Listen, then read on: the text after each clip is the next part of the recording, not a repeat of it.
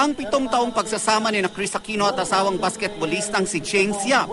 Natapos noong 2012 nang ideklara ng korte ang kanilang kasal na null and void mula noong simula dahil walang kapangyarihan ng lady minister na nagkasal sa kanila.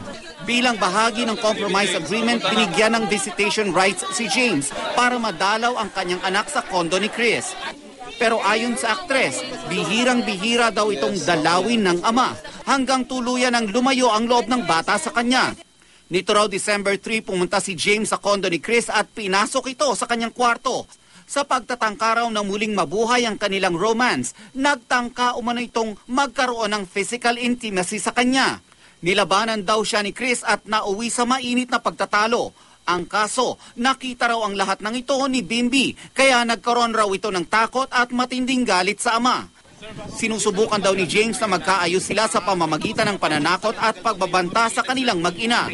Sa temporary protection order na inilabas ng korte, bawal lumapit si James kay Chris, sa kanyang mga anak, at maging sa mga kasambahay sa loob ng 100 metro kabilang ang tahanan, lugar ng trabaho, paaralan at mga lugar na madalas puntahan ni Chris at kaanak sa loob ng 30 araw. Naghain na ng oposisyon ng kampo ni James sa korte kontra sa temporary protection order. Si Chris naman, hinihingi sa korteng gawing permanente ang protection order laban kay James. Nelson Canlas sa Katutok, 24 Oras.